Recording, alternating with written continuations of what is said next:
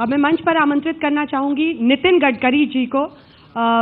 भारी भरकम मंत्रालय तो संभालते ही हैं, लेकिन इसके साथ साथ राजनीति की जो पकड़ इनकी है पूरे देश में, और जिस तरह से बातों को समझाते हैं आम आदमी की भाषा में, उम्मीद यही रखेंगे कि नितिन जी जो कहेंगे आज जीएसटी पर बहुत मायने रहेगा। तालियों के साथ स्वागत कीजिए नितिन गडकरी जी। और आपसे निवेदन रहेगा सर कि इसके साथ शुरुआत, क्योंकि आज आधी रात होने वाली है, तो ऐसा ही कुछ कह के कुछ एक चीज जीएसटी पर हम आपसे फिर बात करेंगे। आइए सर। आज आधी रात की तैयारी है नितिन गडकरी जी, और देश उम्मीदों के साथ देख रहा है कि इसके साथ हम एक बहुत बड़े कर सुधार की तरफ, क्योंकि बदलाव कभी भी बहुत आसान नहीं होता है। जिन विश्व के अन्य देशों में जीएसटी लागू किया गया, कई जगह विरोध का सामना हुआ, कई जगह महंगाई बढ़ी, लेकिन इन सब के बीच आपकी सरकार कितनी तैयार, कारोबारी कितना तैयार, क्या बताएंगे? देखिए, सबसे महत्वपूर्ण बात यह है कि 17 टैक्स और 22 सेस ये खत्म होने वाले हैं। और आज तक कहीं भी आप उद्योग और व्यापार क्षेत्र में जब लोगों के पास जाते हो तो उनका कहना है एक बार 5-10% ज़्यादा लेना है तो ले लो, पर हमको तकलीफ से मुक्ति दो। क्योंकि हर टैक्स के पीछे जो इंस्पेक्टर राज होता है उसके कारण बहुत भ्रष्टाचार की तकरारें प्राप्त होती है, अलग अलग प्रकार की समस्या आती है, उससे मुक्ति मिलेगी। दूसरा, इसके पहले देश में अलग अलग टैक्स में 80 लाख लोग मैक्सिमम रजिस्ट्रेशन करते थे, अभी 65 लाख लोगों का हुआ है। और 20 लाख रुपए तक जो ट्रेडर्स है उनके ऊपर 0 जीएसटी है। जो 75 लाख के ऊपर है, अगर वो मैन्युफैक्चरर है तो 2% और ट्रेडर है तो 1%। और इसलिए बड़े प्रमाण पर जो लोग हैं उनसे इसकी तकलीफ होने वाली नहीं है। दूसरी बात, जो नंबर 1 और नंबर 2 का चिट्ठी चलती थी उसमें एक बात जरूर है कि जो टैक्स पे माल बेचते थे उनको नंबर 2 में बेचने का कंपटीशन होती थी। अब इससे कालाधन निर्माण होना बंद हो जाएगा और सब नंबर 1 पर मैक्सिमम आएगा। मैं तो उम्मीद करता हूँ 99% आ जाएगा, और वो देश के लिए बहुत बड़ा फायदा होगा। और इसके कारण सिंप्लीफिकेशन होगा, भ्रष्टाचार से मुक्ति मिलेगी, ट्रांसपेरेंसी आएगी। और अब होटल में भी जाएंगे तो भी हम लोग डिजिटल करेंसी का उपयोग कर रहे हैं, तो धीरे धीरे कालाधन कहीं नहीं होगा और लोगों को भी सहूलियत मिलेगी।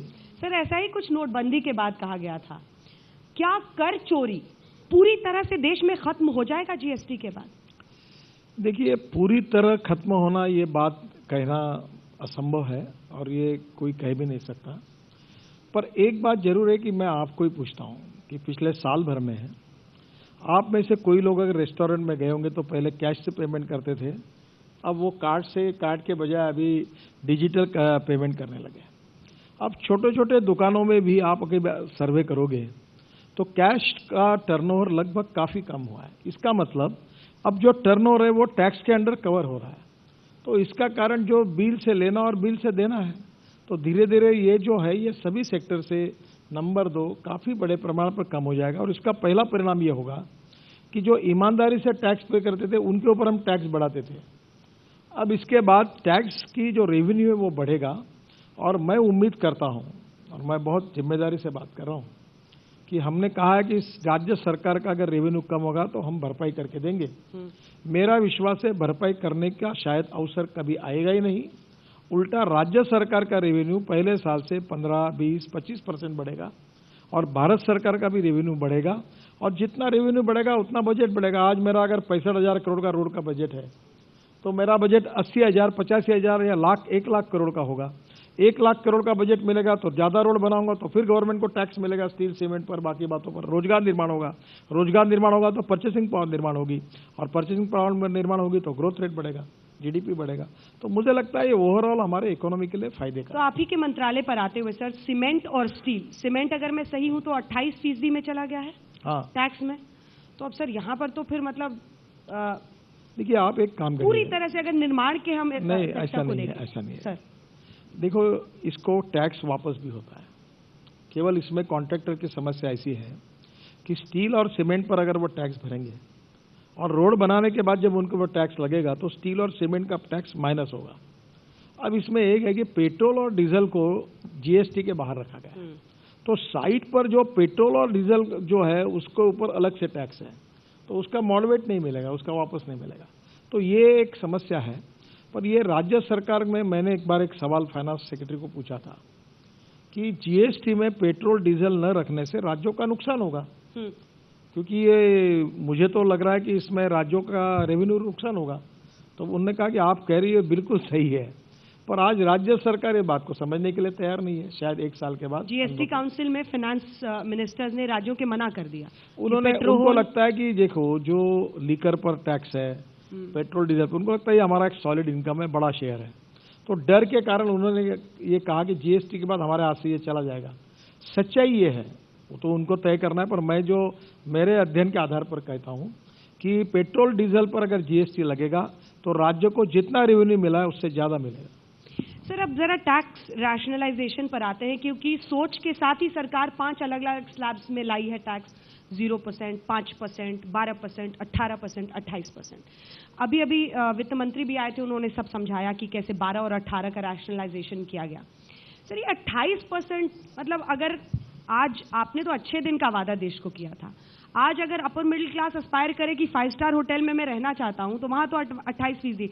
मतलब पैसा होना इस देश में गुनाह तो नहीं बन जाएगा आने वाले दिनों में? देखिए, आपका इंटरप्रिटेशन सही नहीं है।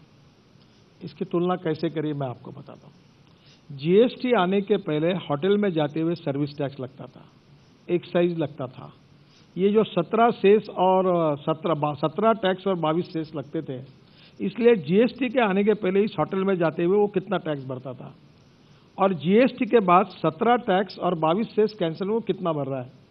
उसमें अगर बढ़ोतरी होगी तो आपका कहना सही है, पर अगर उसमें बढ़ोतरी नहीं है तो आपका कहना सही नहीं। दूसरा क्या हुआ है कि हर स्टेट में वैट के दर अलग अलग थे। महाराष्ट्र के दर गुजरात से नहीं मिलते थे, गुजरात के और कई दिल्ली से नहीं मिलते थे, तो इसलिए ये 28% एकदम बड़ा दिख रहा है। पर 28% की बात आप जब कर रही है, तब मैं ये पूछ रहा हूं कि जो 22 सेस और 17 टैक्स कैंसिल होने के बाद पुराने जीएसटी का, पुराने टैक्स के ऊपर जो कमी थी वो टैक्स लगा, वो कितना था और नए इसमें कितना लगा, इसकी तुलना करने के बाद अगर आप ये कहेंगे कि इससे 8-10% बढ़ोतरी हुई है तो आपका आर्ग्यूमेंट सही है। अगर ये बराबरी में है तो वैसी स्थिति है, और अगर इससे कम हुआ है तो मुझे लगता है ये नॉमिनल इजाफा हो रहा है, लेकिन थोड़ा इजाफा है, प्रॉफिट है, यानी ये एक प्रकार से लोगों को सहूलियत है।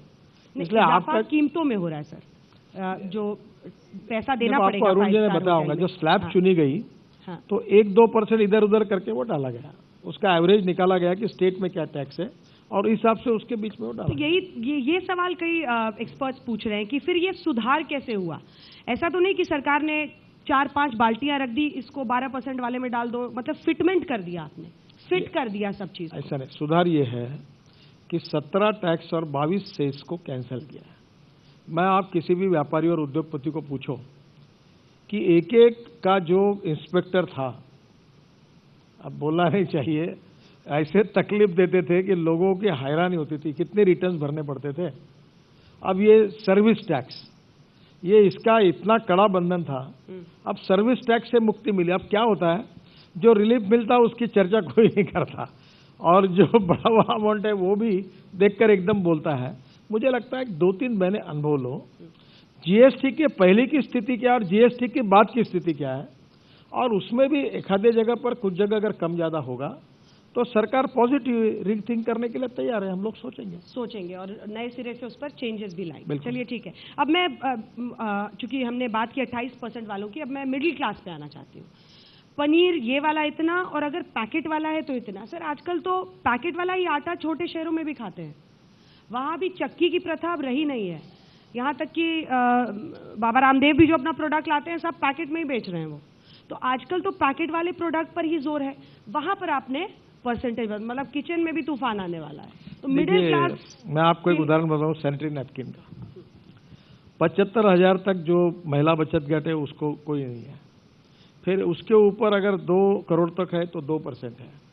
अब मुझे बताओ कि ये तकलीफ जो सैनिटरी नैपकिन के लिए आंदोलन शुरू हुआ, मैंने इंक्वायरी की, ये टैक्स किसके ऊपर है? जो विदेशी कंपनियां हैं जो भारत में सैनिटरी नैपकिन बना रही है उनके ऊपर टैक्स बढ़ रहा है। उसका बढ़ने के कारण वो महंगे होंगे, तो महिला बचत गट और ये छोटे लोग हैं, इनके लिए ज्यादा मार्केट उपलब्ध, उल्टा उनका फायदा होगा उसमें। दूसरी बात, आटा की बात आप कर रही है। अब ये सही है कि जो पैक प्रोडक्ट है, मैं आपको विश्वास के साथ बताता हूं, लोअर मिडिल क्लास और लोअर क्लास कोई पैक आइटम यूज नहीं करते हैं। आजकल पैक एटम यूज करने की ताकत उन्हीं लोगों की होती है जो हायर मिडिल क्लास और रिच क्लास होता है।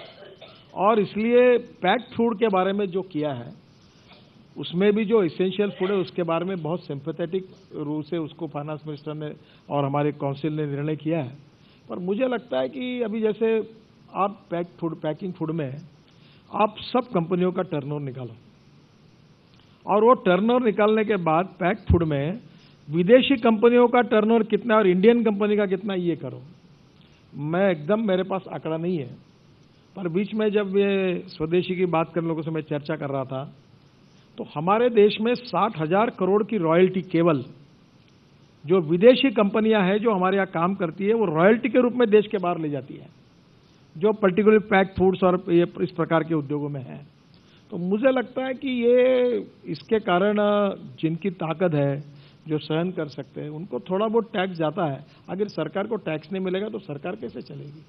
तो ये मुझे लगता है इसमें गरीबों के साथ, लोअर मिडिल के साथ कोई अन्याय नहीं होगा। सर, वापस इसी सवाल पर आते हुए, चूंकि आपने सैनिटरी नैपकिन्स का जिक्र किया, आप कह रहे हैं जो विदेशी कंपनियां हैं उनको प्रधानमंत्री विदेश में जाकर कहते हैं कि हमें निवेश के लिए वो विदेशी कंपनियों को इनवाइट करते हैं कि आप आइए निवेश कीजिए हिंदुस्तान में। अगर हम अपने इतने बड़े टैक्स रिफॉर्म में भी मतभेद रखेंगे तो फिर हम क्या संदेश दे रहे हैं? आपका कहना यह है कि हम लोग टैक्स सस्ता करके विदेशी कंपनी हमारे यहाँ टर्नओवर बढ़ाए और वो मजबूत बने, इसी नीति हम रखें? देखिए, मैं भी मैं भी यही कहता हूं कि इंफ्रास्ट्रक्चर में ऑटोमेटिक रूट से 100% इन्वेस्टमेंट फ्री है, यही कहता हूं। पर मेरा दिल यही कहता है कि मैं हिंदुस्तानी बड़ा कॉन्ट्रैक्टर बने, make in India, made in India का सपना पूरा हो, हम एक्सपोर्ट को बढ़ाएं, हमारा इंजीनियर बाहर के देश में जाके काम करे। कोई भी देश सोचता है, क्या अमेरिका में जाकर अमेरिकन सरकार ये सोचती है क्या कि भारत के प्रोडक्ट्स यहाँ ज्यादातर में बेचे जाए? वो भी अपने प्रोडक्ट को संरक्षण देते। It is but and natural. इसलिए हम इन्वेस्टमेंट चाहते हैं, जिस फील्ड में हम नहीं है उसमें चाहते हैं, और फॉरेन इन्वेस्टमेंट देश में आना भी जरूरी है। और दूसरी ओर हमारे देश में मेड इन इंडिया और मेक इन इंडिया को भी सपोर्ट करना ये भी जरूरी है। और इसलिए दोनों बातों में कॉन्ट्रडिक्शन नहीं है। अभी बोलो तो दोनों बातों में कुछ लोग बोलेंगे इसमें कॉन्ट्रडिक्शन है, पर मैं मानता हूं दोनों बातें अपने अपने लेवल पर सही है। अब बात व्यापारियों की करते हैं, क्योंकि कम से कम 16 लाख 17 लाख अभी भी ऐसे व्यापारी हैं जो पूरी तरह से एम्बिट में नहीं आए हैं, जिनको शायद पता भी नहीं है कि वो अभी रजिस्टर हुए हैं जीएसटी में या नहीं हुए हैं। तो सर, उनका क्या होगा? और व्यापारी अलग अलग जगह जो विरोध कर रहे हैं उसका कैसे? कांग्रेस बल्कि इस टाइम ऐसा प्रोजेक्ट कर रही है कि आपका वोट बैंक व्यापारी एक वक्त पर हुआ करते थे, कुछ तो नाराज नोटबंदी ने किया, अब कुछ जीएसटी ने कर दिया। तो ऐसा तो नहीं कि कांग्रेस उनके साथ खड़ी दिख रही है? देखिए, कुछ बातें ऐसी होती है कि जो सहन भी नहीं होती है और बोल भी नहीं सकते हैं। अब क्या होता है कि हम लोगों ने अच्छा काम किया तो कोई कांग्रेस पार्टी बहुत अच्छे, मोदी जी बहुत अच्छा सरकार चल रही, अच्छा काम कर रही, वो तो बेचारे कह नहीं सकते। तो उनकी भी मजबूरी है कि हम कितना भी अच्छा, ये जो जीएसटी है ये क्या केवल बीजेपी की देन है क्या इंडिया की देन है क्या? जीएसटी यशवंत सिन्हा जी फाइनेंस में तब उन्होंने किया था, मनमोहन सिंह जी थे, उन्होंने उसका सपोर्ट किया था। जीएसटी 165 देशों में थी, हमारे देश का ये सबसे बड़ा इकोनॉमिक रिफॉर्म है और मैं नहीं मानता भी ये किसी पॉलिटिकल पार्टी का एजेंडा है। जीएसटी नेशनल इंटरेस्ट में है। अब प्रश्न ऐसा है कि कुछ लोग राजनीति के से बेरोजगार हुए हैं तो उनका भी दुख दर्द ये होता है कि विपक्ष के नाते उनको कुछ भी करो तो भी बोलना पड़ता है, तो उनकी मर्यादा और मजबूरी को देखकर छोड़ देना चाहिए। अब सर, इवेंट पे आते हैं। हाँ। आज आधी रात की जो शानो शौकत दिखने वाली है, तो ये उसी कड़ी में विपक्ष का आरोप है कि प्रधानमंत्री तो मेगा इवेंट ऑर्गेनाइजर हैं और इसको सीधे देश की आजादी से ट्विस्ट विद डेस्टिनी को ट्विस्ट विद मुझे बताइए, अगर मेगा इवेंट है और केवल प्रधानमंत्री का प्रोजेक्शन है तो ठीक है, उनका कहना सही है। पर मेगा इवेंट में मनमोहन सिंह जी को बुलाया है, मेगा इवेंट में देवेगौड़ा जी को बुलाया है, मेगा इवेंट में सभी पार्टी के प्रमुखों को बुलाया है और ये देश का जश्न है, इकोनॉमिक रिफॉर्म है, इसलिए बनाया है। ये कोई बीजेपी है कि प्रधानमंत्री का नहीं, राष्ट्रपति आएंगे, उपराष्ट्रपति आएंगे, प्रधानमंत्री आएंगे, फाइनेंस मिनिस्टर रहेंगे, देश में जो अलग अलग क्षेत्र के प्रमुख है उनको बुलाया है। ये कैसा है, किया तो क्यों किया, नहीं किया तो क्यों नहीं किया, अच्छा किया, इवेंट अच्छी बनाई तो क्यों की, नहीं की तो इसको अच्छा इवेंट बना क्यों नहीं सकते थे? ऐसा है कि ये राजनीति में कुछ लोगों को करना है, उनको करने दीजिए, सच्चाई तो दुनिया समझती है। लेकिन ये तो हमेशा से रीत रही है कि फूटी नजर सुहाता नहीं है जो विपक्ष में रहता है। आप भी थे तो 10 साल लाने नहीं दे रहे थे, अब आप लेकर आए हैं तो वो कैसे हिस्सा बन जाए उसका, इसलिए विरोध कर रहे हैं। नहीं, देखिए, मैं बीजेपी का अध्यक्ष था और प्रणब मुखर्जी फाइनेंस मिनिस्टर थे और हमारे पार्टी में इसकी काफी चर्चा हुई, तो उन्होंने मुझे मिलने के लिए बुलाया था। तब मैंने उनको कहा था, जब गुजरात के मुख्यमंत्री मोदी जी थे, सब मुख्यमंत्री को हमारे बुलाकर मैंने समझ लिया था। तब उस समय ऐसा था कि टैक्स जीएसटी एक जगह वसूल होगा, उसके बाद केंद्र सरकार वो पैसा राज्यों को देगी। हमारा अनुभव कि ग्रांट समय पर मिलती नहीं, तो राज्य सरकार में डर था कि जो अपोजिशन पार्टी की सरकार है उनको पैसा ही नहीं देंगे। तब उन्होंने बात रखी थी कि अगर पैसा जिस दिन टैक्स भरता है उसी दिन राज्य का हिस्सा राज्य के अकाउंट में जाए और केंद्र का हिस्सा केंद्र के अकाउंट में जाए। तो पहले पुराने प्रपोजल में नहीं था और इसलिए कुछ बातों को लेकर डर था, विरोध था, सपोर्ट था पर विरोध था। एक बात अच्छी है और जो मैं मानता हूं कि प्रणब मुखर्जी जब सुशील मोदी उस कमेटी के अध्यक्ष बने थे, बाद में हमारे पहले सीपीएम के जो अर्थमंत्री थे बंगाल के वो थे, इसमें उन्होंने काफी डायलॉग करके काफी समस्याओं को सुलझा है। फिर हमारी सरकार आने के बाद भी लोगों का विरोध था, अरुण जी ने उसके समय फिर से बातें की, कुछ बातें भारत सरकार को, फेडरल गवर्नमेंट को मान्य नहीं थी, तो भी राज्य सरकार की हमने मान्य की और उसके बाद में काउंसिल बनी। अब काउंसिल में सभी राज्यों के स्टेक होल्डर्स हैं। अभी जो भी स्लैब तैयार की है, ये क्या एनडीए सरकार का निर्णय है क्या? ये जीएसटी काउंसिल का निर्णय है जिसमें 20 फाइनेंस मिनिस्टर्स हैं जो बिलोंग्स टू डिफरेंट पार्टीज हैं, उन्होंने मिलकर किया ये निर्णय है। तो मुझे लगता है कि अब जो बातें थी, जो उसमें लोगों का रिजर्वेशन था, उसके ऊपर हमने काफी समाधान ढूंढा है और इसलिए अब मुझे लगता है कि इसमें कोई समस्या नहीं है। लोग जो परेशानियां खोजेंगे सर, वो तो कहेंगे कि आपने चाय महंगी कर दी। हिंदुस्तान में एक तो फेयरनेस क्रीम खूब बिकती है और चाय सबसे ज्यादा बिकती है। चाय की कीमत में इजाफा हो रहा है, चाय पत्ती की कीमत में। थोड़ा मुझे समझाइए कि महाराष्ट्र में पहले चाय पर कितने टैक्सेस लगते थे और कीमत कितनी थी, या जीएसटी लगने पर कितनी होती है? एक बार इसका चार्ट तैयार करिए। जब तक आप स्टेट वाइज चार्ट तैयार नहीं करेंगे तब तक आप ये कहेंगे कि ये महंगा हो गया, ये जस्टिफाई नहीं होगा। तो इसलिए मुझे लगता है कि ये शुरुआत है, टीथिंग ट्रबल होंगे, पर एक बात मैं विश्वास के साथ कहना चाहता हूं कि एक बार ये शुरू होने के बाद महीने 1.5 महीने में काफी बातें रेगुलराइज हो जाएगी, करप्शन से मुक्ति मिलेगी, रेड टेपिज्म से मुक्ति मिलेगी, बड़े प्रमाण पर महंगाई भी कम होगी और ट्रांसपेरेंसी आएगी, सिंप्लीफिकेशन आएगा और ये जो लाइसेंस का जो राज था, इंस्पेक्टर राज था, उससे मुक्ति मिलेगी और देश की इकोनॉमी की ग्रोथ के लिए, बढ़ाने के लिए इसका उपयोग होगा। शुरुआती इन्फ्लेशन बहुत देशों में देखा गया कि जीएसटी के बाद देखी गई, क्योंकि कई ट्रेडर्स उसमें एनरोल नहीं है या कुछ दिक्कतें आई जिसकी वजह से हुआ। सरकार उसके लिए तैयार है क्या? अगर शुरू में कुछ परेशानियां आती हैं या चीजों की कमी होती है, सरकार की क्या तैयारी है, या फिर हम अफरा तफरी देखेंगे? नहीं, सरकार पूरी तैयारी में है और सरकार में अफसर लोगों के वर्ग लिए गए। सरकार में अलग अलग प्रकार के लोगों ने, अभी मुझे कहा गया हमारे मिनिस्ट्री में कि शिपिंग, पोर्ट्स, रोड कॉन्ट्रैक्टर, इनके प्रॉब्लम्स क्या है, देखो। उन्होंने मुझे प्रॉब्लम्स बताया, मैंने फाइनेंस सेक्रेटरी से बात की, फिर हमारे सेक्रेटरी उनको सबको लेकर उनके साथ मीटिंग कराई, कुछ बातें उनने मानने की, कुछ बातें नहीं मानने की। अब मुझे लगता है कि डायलॉग कांस्टेंट शुरू है।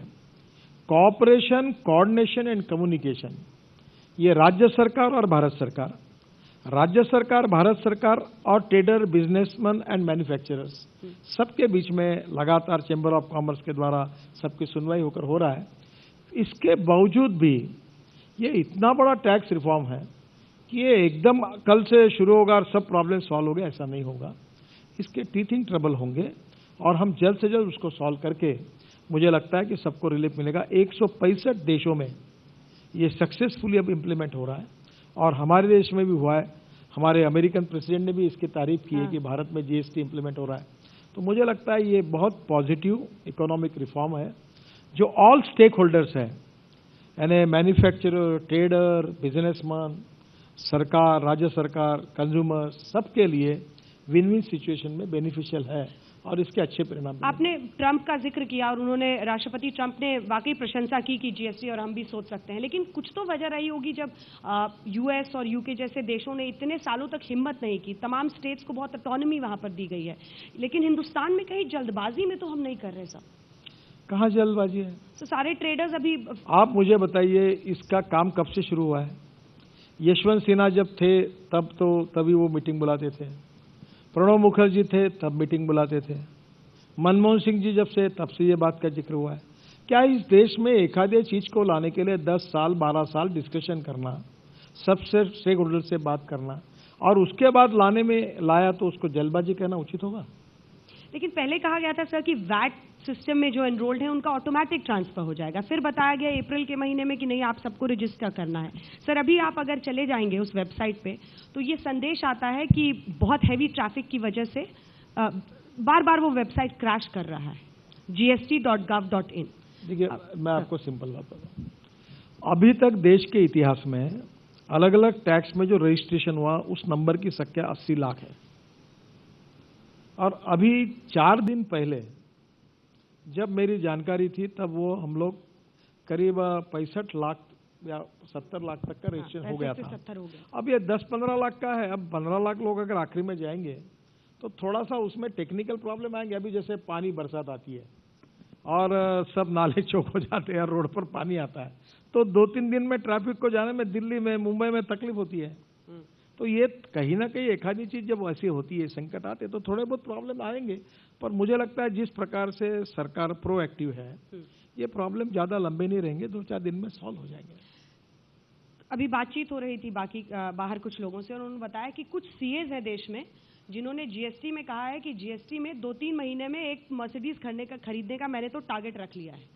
वो ऐसे क्योंकि जीएसटी को लेकर जो आशंकाएं लोगों के मन में है उसका फायदा उठाकर कई लोग उन्हें हम आपको जीएसटी के तहत एनरोल करा देंगे, क्या तरीका है रिटर्न्स भरने का वो बता देंगे। एक अलग व्यापार चल पड़ा है। हमने नोटबंदी के बाद भी देखा था कि कैसे कुछ लोग इधर उधर से रास्ता खोजते थे और कोई ना कोई लोगों को मूर्ख बनाते थे। क्या जो जानकारी ट्रेडर्स तक पहुंचानी है या आम लोगों तक पहुंचानी है वो बेहतर हो सकती थी ताकि ये सब ना हो?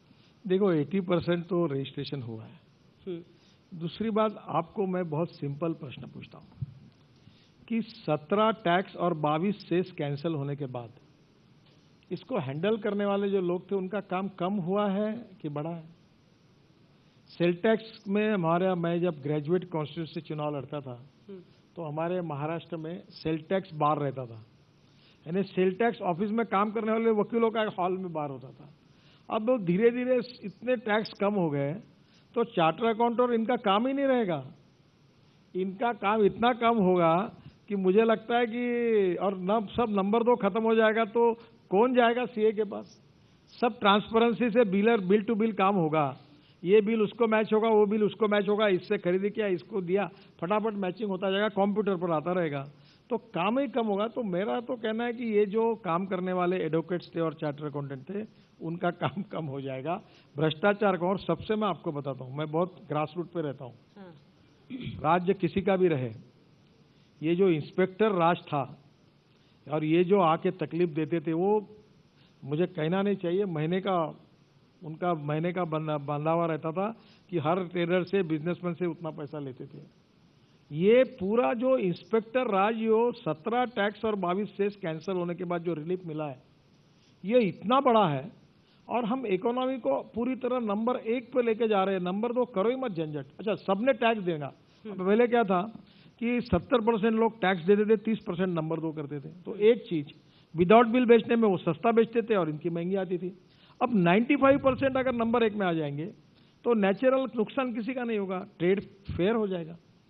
तो इसलिए चार्टर अकाउंटेंट और इनका वकीलों का काम कम हो जाएगा। मैं चाह रही हूँ कि एक मंत्री के रूप में नहीं, क्योंकि व्यापार का भी आपका अनुभव रहा है, अगर उस नजरिए से व्यापारी को आप समझाएं तो क्या बताएंगे? कि देखिए, एक तो पहली बात सुधार दूं, मैं व्यापारी नहीं और बिजनेसमैन नहीं हूँ।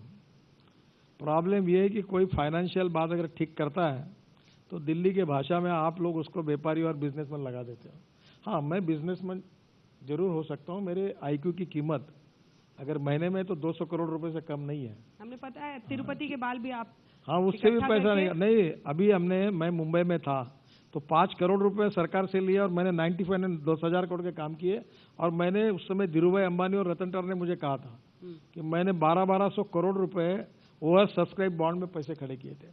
पर मैं आपको सच बताता हूं, ये ट्रांसपेरेंसी और करप्शन फ्री, ये लॉन्ग टर्म पर सबके लिए बहुत बड़ा एक महत्वपूर्ण एसेट है। और मैं आपको तो मेजॉरिटी लोग क्या कहते हैं, वो लोग कहते हैं कि तुमको जो लेना लो, पर ये हमको रिटर्न भर के जो हमारी साक्ष्य करते हो, हमको लाइन में बिठाते हो, ऑफिस में बिठाते हो, चक्कर कटवाते हो, सबको बुला ये बंद करो। रेड टैपिज्म, करप्शन, ये बंद करके सिंप्लीफाई, कंप्यूटराइज, ट्रांसपेरेंट सिस्टम, घर में बैठकर सब हो जाएगा। अभी मैं कल मुंबई में था तो मैंने डायरेक्टर ऑफ शिपिंग को कहा कि तुम्हारे ऑफिस में एक भी आदमी नहीं आना चाहिए, मुझे कुछ नहीं चाहिए, मुझे ऑफिस के एंट्री बुक पर जो नोटिंग होता है वो दिखाइए कि बाहर के लोग कितने आपके ऑफिस में आते हैं। आप हर चीज को कंप्यूटराइज करिए, कोई ऑफिस में नहीं आएगा। अब धीरे धीरे मुझे लगता है कि ये जो हम लोग बढ़ रहे हैं उससे जो राहत मिली। अभी मुझे बताओ, मैं मुंबई में जाता था तो जब छुट्टी में जाता था तो सुबह 5 बजे जाने के बाद दूसरे दिन सुबह उठते थे और वीटी में जाते थे। और मैं वो मार्च अप्रैल में गाड़ियों में बुकिंग नहीं मिलता था, तो हम लोग सुबह 5 बजे उठकर रिजर्वेशन के लिए लाइन में लगते थे और फिर हमारा 9:30-10 बजे वो नंबर आता था और फिर हम वो सेकंड क्लास 2 टायर का रिजर्वेशन मिलके हंसते जाते थे, यहाँ हमारा टिकट बुक हो गया। अब वो काय का रिजर्वेशन, काय की लाइन, सब बातें जो एयर टिकट है, ये है वो है, कोई जरूरत ही नहीं, कोई ऑफिस में जाने की जरूरत नहीं, अब बैंकों में जाने की जरूरत नहीं, अब ऑफिस में जाने की जरूरत नहीं। अब मुझे बताओ, बैंक में पैसे विड्रॉ करने के लिए आप गाड़ी लेकर जाओगे, पार्किंग कहाँ करना, फिर पार्किंग करने के बाद गाड़ी के लिए पेट्रोल खर्चा होता है, समय खराब होता है। अब आप डिजिटल ट्रांसफर कर रहे हो, इसलिए ऑफिस में जाने के बजाय डिजिटल ट्रांसफर से आप टैक्स भरो। अभी टोल में मैं आपको एक अच्छी बात बताता हूँ, अभी मुंबई से दिल्ली 18 टोल आते हैं, एक टोल पर 10 मिनट तो समझ लीजिए कि 3 घंटे जाएंगे। अब हमने फास्ट ट्रैक शुरू कर दिया। अब एक ट्रक एक दिन में 250 किलोमीटर चलता था, तो दिल्ली और मुंबई में अगर वो 10 ट्रिपें चलता था तो अब 14 ट्रिपें जाएगा। तो 14 ट्रिप जाने के बाद उसकी 3 से 4 ट्रिप बढ़ेगी, तो एक ही ट्रक पर जिसने कर्जा लिया है उसका भाड़ा उसको कम होगा।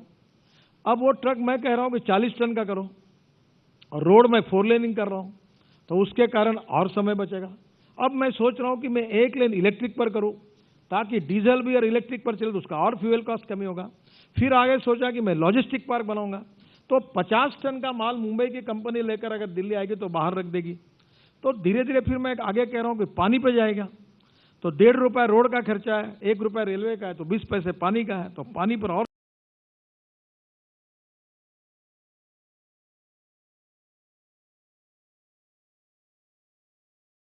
18% है और चाइना में लॉजिस्टिक कास्ट 8 से 10% है।